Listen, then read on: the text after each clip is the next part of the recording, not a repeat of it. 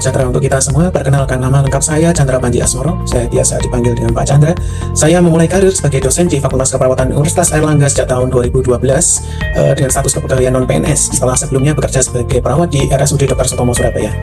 Karir saya sebagai dosen dengan status kepegawaian PNS dimulai pada tahun 2020. Saya termotivasi untuk mengabdikan diri kepada alma mater dengan menjadi dosen di Fakultas Keperawatan. Hal ini saya lakukan agar dapat mencetak perawat yang unggul dan profesional dengan segenap keahlian dan pengalaman yang saya miliki. Saya tergabung di Departemen Keperawatan Dasar dan kelompok keilmuan saya berada di keilmuan keperawatan dasar.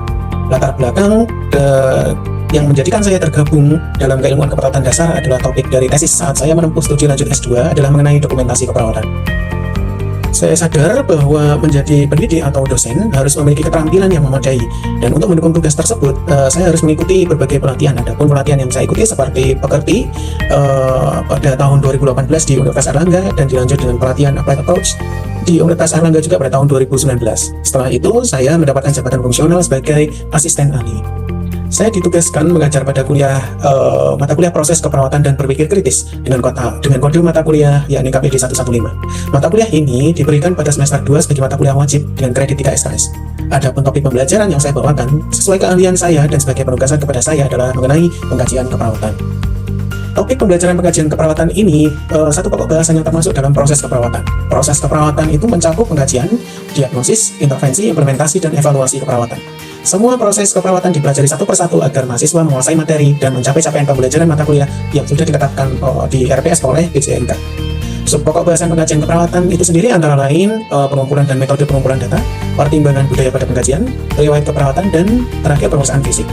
Saya ditugaskan menyampaikan pengkajian keperawatan dengan metode ceramah kepada mahasiswa di dalam kelas sesuai dengan rencana pembelajaran semester yang telah disusun oleh penanggung jawab mata kuliah atau BCNK. Mahasiswa dapat menyimak materi yang saya sampaikan serta bertanya dalam sesi diskusi. Mahasiswa sebelum pertemuan bisa membaca referensi terkait untuk menambah pengalaman belajar mahasiswa. Keseluruhan pembelajaran di topik ini dilakukan selama 3 SKS atau 150 menit. Adapun peralatan yang saya butuhkan dalam pengajaran dengan metode ceramah ini antara lain laptop dan LCD. Saya selalu membuka perkuliahan dengan diskusi singkat dengan bertanya kepada mahasiswa. Hal ini untuk merangsang mahasiswa memberikan pendapat dan berpikir kritis dari setiap pertanyaan dan atau jawaban yang diberikan oleh mahasiswa. Saya selalu memberikan kue tradisional jika ada yang menjawab dan atau berpendapat sebagai hadiah. Hal ini juga berguna bagi saya untuk mengetahui berapa banyak mahasiswa yang telah membaca referensi terlebih dahulu sebelum perkuliahan dimulai. Parameter atau indikator keberhasilan mahasiswa memahami pembelajaran pengkajian keperawatan adalah mahasiswa mampu menjawab pertanyaan dengan menjelaskan kembali secara tepat, antara lain terkait dengan mendefinisikan kembali pengkajian keperawatan, bagaimana pengumpulan data dan metode pengumpulan data, bagaimana pertimbangan budaya pada pengkajian, riwayat keperawatan, pemeriksaan fisik, observasi, pemeriksaan diagnostik dan data laboratorium, interpretasi data pengkajian, dan membuat pertimbangan keperawatan. Saya selalu mengevaluasi tingkat penyerapan mahasiswa terhadap materi saat akhir perkuliahan. Saya juga mengevaluasi soft skill mahasiswa terkait keaktifan saat berdiskusi dan kedisiplinannya saat mengikuti perkuliahan. Hasil penilaian saya sampaikan kepada dosen BCNK secara subjektif dan catatan apabila ada mahasiswa dengan tingkat keaktifan yang kurang, ya, dan ada yang mahasiswa yang terlambat mengikuti perkuliahan. Keaktifan mahasiswa di kelas menjadi item penilaian dalam kegiatan partisipatif dengan persentase penilaian 50%. Sedangkan evaluasi akhir berupa ujian tengah semester itu dengan persentase sebesar 10%. Assalamualaikum warahmatullahi wabarakatuh. Waalaikumsalam warahmatullahi wabarakatuh. Salam sejahtera untuk kita semua. Selamat datang di perkuliahan kita hari ini terkait dengan pengajian keperawatan, ya. Nanti kita akan membahas tentang metode pengumpulan data, bagaimana data itu bisa dihubungkan, dikaitkan dengan masalah dan lain sebagainya, pengelompokannya, kemudian riwayat keperawatan dan pemeriksaan fisik, ya, dan kemudian pengkajian terkait budaya. Oke, sebelum kita mulai, mari kita berdoa agama dan percaya masing-masing. Berdoa di bahasa. Doa selesai.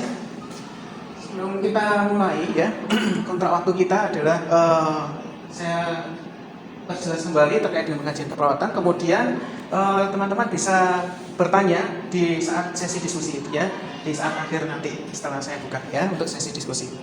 Baik, sebelumnya kita memperjelaskan terkait dengan pengkajian keperawatan. Ada yang tahu pengkajian keperawatan itu apa?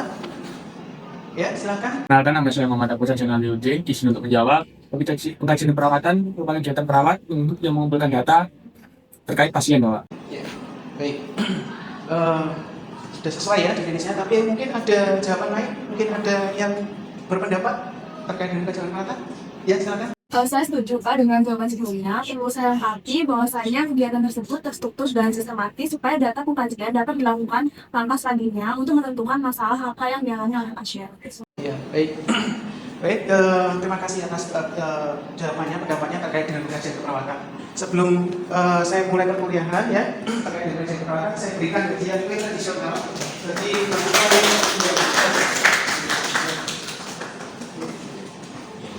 ya benar ya, yang sudah disampaikan tadi bahwa pengkajian keperawatan itu kegiatan dari perawat ya. Yang namanya pengkajian keperawatan ya, tentunya kegiatan dari perawat yang sistematis ya. Kenapa sistematis? Karena memang harus dilakukan secara berurutan dan terstruktur ya, sehingga kita tidak kehilangan data terkait dengan kesehatan dari pasien itu sendiri ya. Nah, pengkajian keperawatan itu satu dari 5 langkah dalam proses keperawatan ya. Jadi kita melakukan pengkajian keperawatan nanti untuk menyusun diagnosis, kemudian kita menentukan planning, kemudian mengimplementasikan intervensi atau planning yang sudah dirancang, kemudian evaluasi hasil implementasi. Di mana saat akan melakukan evaluasi pasti akan mendapatkan hasil data baru yang mungkin saja itu bisa menjadi temuan baru dan kita melakukan pengkajian ya. Nah, sesuai dengan apa yang sudah disampaikan oleh teman-teman kalian tadi ya, bahwa kegiatan dari pengkajian keperawatan itu adalah kegiatan perawat yang secara sistematis dan berkesinambungan mengumpulkan data tentang keadaan kesehatan pasien, verifikasi, analisis, dan mempublikasikan data tersebut.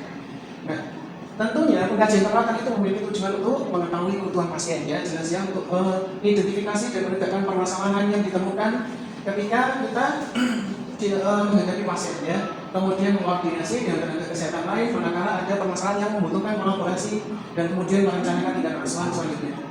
Di tahap kajian keperawatan ini umumnya ada 2 langkah, yaitu pengumpulan dan verifikasi data dari sumber dan kemudian menganalisis data sebagai basis untuk tahapan selanjutnya. Kita tahu tahapan selanjutnya adalah setelah ketemu masalah dari data-data yang ada, kemudian adalah menyusun diagnosis. Informasi yang terdapat di dalam data dasar ini akan menjadi basis bagi pengembangan diagnosis keperawatan dan perencanaan asuhan keperawatan yang individual ya, kemudian dievaluasi dan disempurnakan sesuai kebutuhan sepanjang masa perawatan pasien. Kriteria dari pengkajian adalah pengumpulan data, dilakukan secara anamnesis, kemudian observasi, pemeriksaan fisik dan penunjang sumber data langsung dari pasien atau keluarga, catatan rekam medis dan lainnya yang berhubungan dengan pasien dari yang sudah lewat hingga saat ini, kemudian status biopsikososial spiritual, respon terhadap terapi, resiko kesehatan pasien, dan harapan kesehatan yang diinginkan. Kita lihat banyak sekali jenis data yang harus kita lengkapi ya saat pengkajian keperawatan. Ini membutuhkan pemahaman yang baik sekali dari perawat, kemudian ditunjang dengan pengalaman. Jadi dengan belajar dari saat di akademik, di kuliah ya, kemudian ditunjang dengan praktek ketika kalian nanti di rumah sakit harus belajar terkait hal itu ya, terkait dengan kajian keperawatan agar bisa terbiasa dan mencari data-data di kajian keperawatan yang banyak sekali ini ya. Nah, di pengkajian itu prinsipnya adalah memang pengumpulan data ya. Data apa saja? Caranya bagaimana? Caranya kita membuat seperti seorang wartawan ya, atau bahkan detektif. Keponya kita itu tinggi sekali ya. Data apa saja terkait dengan pertanyaan siapa ya, who, kemudian what, where, when, why, and how ya. Contoh misalnya terkait dengan siapa, ini terkait dengan source atau data itu dari mana, sifatnya apa ya, ada primer dan sekunder. Kemudian jenis datanya apa ya, ada subjektif dan data objektif. Kemudian dari data yang sudah kita peroleh ya, kita melakukan analisis data. Caranya dengan validasi dan interpretasi data itu sendiri. Data yang kita peroleh kita harus validasi ya. Misalnya ada keluhan nyeri ya, dispesifikkan nyerinya itu bagaimana ya. Kemudian munculnya ketika apa dan kemudian skalanya seberapa. Kemudian mengelompokkan data nyeri ini dimasukkan misalnya di bagian apa, sistem apa ya. Kemudian menetapkan data yang normal dan tidak normal ya, seperti mungkin teman-teman tahu ya bagaimana hasil data lab ya, normal atau bagaimana, atau bahkan hasil dari observasi kita, respiratory rate ya, frekuensi napas itu misalnya dapat data berapa, nah itu tergolong normal atau tidak, sehingga kita bisa menentukan data itu merupakan masalah dari pasien itu atau bukan. Kemudian ada sumber data ya. Terkait dengan data itu, yang pertama kita belajar terkait dengan sumber data. Ada data primer dan sekunder. Sumber data primer seperti klien itu sendiri ya. Bila klien tidak sadar mengalami gangguan bicara atau pendengaran, klien masih bayi atau karena beberapa sebab klien tidak dapat memberikan data subjektif secara langsung, maka perawat menggunakan data objektif untuk menegakkan diagnosis keperawatan ya. Namun bila diperlukan klarifikasi data subjektif, hendaknya perawat melakukan anamnesis kepada keluarga ya. Misalnya pasien benar-benar tidak dapat dikaji, tidak dapat kita mendapatkan data subjektif, maka kita bisa memvalidasi melalui anamnesis ke keluarga ya. Misalnya ada jejas ya, luka dan sebagainya ya. Kita bisa tanya ke keluarga kalau memang pasien tidak mampu menjawab secara subjektif. Kemudian ada data sekunder di mana sumbernya ini selain klien ya, meliputi keluarga, orang terdekat, teman yang mengantar rumah sakit dan orang lain seperti dokter, ahli fisioterapi dan lain sebagainya. Nah itu semua sumber data yang bersumber dari mereka itu adalah data sekunder. Nah kemudian selain sumber data ada jenis data ya. Jenis data di dalam pengkajian keperawatan itu ada banyak sekali ya. Mulai dari data dasar. Data dasar itu yang ditanyakan antara lain data umum, data demografi, riwayat keperawatan, pola fungsi kesehatan dan pemeriksaan. Kemudian ada data fokus di mana berupa ukuran klien ya, maupun hasil pemeriksaan langsung oleh perawat. Kemudian ada data subjektif ya, yaitu data yang langsung dari pasiennya itu sendiri ya, tentang masalah kesehatan mereka. Biasanya meliputi perasaan cemas, ketidaknyamanan fisik atau stres mental. Kemudian ada data objektif, adalah hasil observasi atau pengukuran yang dibuat oleh perawat itu sendiri.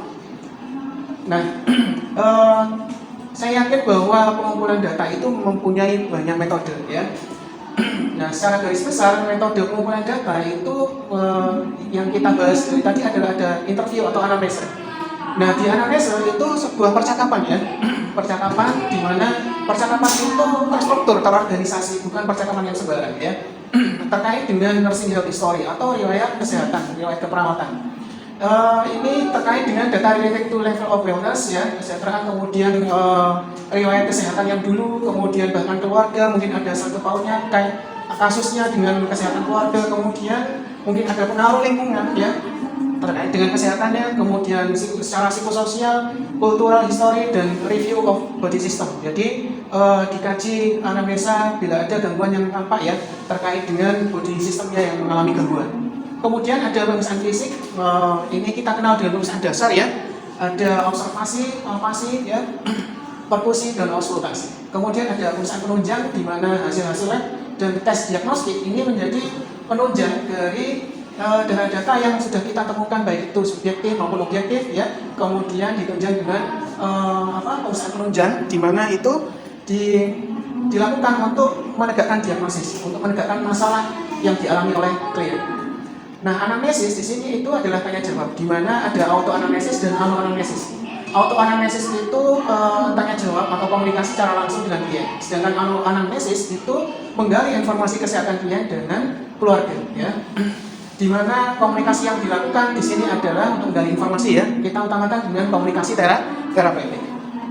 Kemudian setelah kita mendapatkan data berbagai macam dari kasus klien ya terkait dengan kesehatannya, kita juga perlu menyusun genogram. Genogram itu secara awam adalah generasi keluarga yang menggambarkan generasi keluarga atau susunan keluarga keturunan ya. Nah, secara singkat di sini ya, di mana dapat dilambangkan pada gambar-gambar seperti ini. Minimal adalah tiga keturunan ya, di mana di sini digambarkan tanda panah itu adalah pasien itu sendiri sebagai laki-laki dengan simbol kotak, kemudian perempuan sebagai disimbolkan dengan lingkaran ya. Angka di dalamnya adalah 10 tahun dari pasien itu sendiri. Nah, kemudian adapun yang meninggal bisa ditandai dengan tanda X, simbol X. Terus kemudian ini yang serumah juga harus digambarkan ya. Yang serumah digambarkan dengan Y, digambarkan dengan garis putus-putus ya. Nah, itu bisa kita korek gali kepada pasien ataupun keluarga tersebut ya. Kemudian ada simbol-simbol lainnya, misal seperti ini ya. Untuk yang kasus-kasus tertentu yang ada terkait dengan pelecehan ya dan lain sebagainya. Kemudian kita bahas terkait dengan observasi. Ini adalah bagian dari pemeriksaan fisik atau pemeriksaan dasar ya, inspeksi, kemudian palpasi. Kita melakukan pemeriksaan dengan sentuhan ya, merasakan. Kalau observasi jelas dengan penglihatan ya. Kemudian perkusi adalah jenis pemeriksaan fisik yang kita melakukan tepukan ya, menepuk dan atau memukul ya. Kemudian ada yang terakhir adalah auskultasi, ya, metode pemeriksaan dengan cara mendengarkan dengan stetoskop, umumnya bunyi jantung, suara nafas, bunyi usus, bunyi jantung janin, dan mengukur tekanan darah. Nah, ini pemeriksaan penunjang, contoh-contoh pemeriksaan penunjang itu antara lain fototorak, laboratorium darah, sputum, urin, feses, jaringan, dan lain-lain. Kemudian termasuk rekaman jantung, EKG, EMG, EG, dan lain-lain. Biasanya kita membutuhkan hasil interpretasi dari hasil pemeriksaan penunjang itu sendiri, yang mana itu menjadi data objektif, memperkuat data-data yang kita temukan di S maupun di DO. Nah, seringkali dalam melakukan pengkajian keperawatan kita dihadapkan dengan perbedaan culture, ya, sehingga pertimbangan budaya terkait pengkajian keperawatan ini harus kita perhatikan. Kenapa? Karena akan berdampak pada cultural shock terutama, ya. Nah, ini secara garis besar itu disampaikan dalam konsep transkultural Nursing-Linder, ya, di mana cultural shock ini bisa dialami oleh klien pada kondisi di mana perawat tidak mampu beradaptasi dengan perbedaan nilai budaya dan kepercayaan, ya. Sehingga dampaknya pasien bisa mengalami tidak nyaman, ya, ketidakberdayaan, bahkan disorientasi klien itu sendiri, ya. Bahkan ini bisa dirasakan oleh keluarga dari pasien yang menunggu. Nah, kita dalam menerapkan peka budaya pada pengkajian itu jangan menggunakan asumsi, kemudian jangan membuat stereotip, menerima dan memahami metode komunikasi, menghargai perbedaan individual, menghargai kebutuhan personal dari setiap individu, tidak boleh membedakan keyakinan klien dan menyediakan ruang privasi terkait kebutuhan pribadi dari klien itu sendiri. Nah, ini cara-cara dalam mengembangkan sensitivitas kultural, ya. Dari sekian banyak cara-cara ini, ya, yang paling mudah kita lakukan adalah kesemuanya, ya. Kenapa? Karena kita bisa menilai cultural shock yang bisa kita rasakan sendiri itu secara subjektif, ya. Sehingga kita bisa menerapkan cara-cara ini barangkali bisa dikembangkan oleh para perawat sendiri. Prinsipnya adalah kenali bahwa keragaman kultural itu ada. Harus menyadari bahwa perbedaan itu masih ada, ya, terkait dengan budaya. Sehingga kita makanya prinsipnya tidak harus menghargai dari perbedaan budaya itu sendiri, sehingga nanti klien juga pada akhirnya mengalami kenyamanan dari apa yang kita lakukan ke mereka. Oke, jadi itu, ya, prinsip dari mengembangkan sensitivitas kultural terkait budaya pada waktu pengkajian. Menyusun penilaian keperawatan. Jadi ini adalah urutan bagaimana kita hasil penilaian pengkajian keperawatan itu kita susun, ya. Setelah kita mendapatkan data-data, ya, kita lakukan validasi data dan interpretasi data itu sendiri. Validasi data kita memastikan data akurat, ya. Kemudian melalui proses berpikir inferensial. Jadi kita inferensial itu mengumpulkan berbagai data, nanti kemudian menyimpulkan di akhir, gitu. Jadi berpikir diferensial itu melibatkan proses menghubungkan makna baru terhadap data klinis yang diketahui. Kemudian interpretasi data, meringkas data, dan memberikan suatu fokus perhatian bagi perawat mengenai masalah klien. Nah, kita lakukan dari interpretasi data adalah apakah klien menunjukkan data yang normal atau abnormal, kemudian data yang dilibatkan adalah data objektif, mendukung data subjektif, apakah data telah dikumpulkan secara akurat. Nah, ini diinterpretasi melalui pembandingan data dengan standar nilai yang ada, menganalisis data subjektif dengan data objektif. Contohnya ini jika ada pasien, ya, secara subjektif dia menyampaikan konsumsi air minumnya sebanyak 4 gelas ukuran 200 cc, jadi 800 cc total sehari, mengeluh kencing berwarna kuning kecoklatan, ya. Jelas. Kemudian ini dicari oleh kita data objektif, asupan cairannya dicatat kita, ya, bahwa 800 cc, warna urinnya kuning kecoklatan, suhu ekstremitas perifer dingin, ya. Dimana normalnya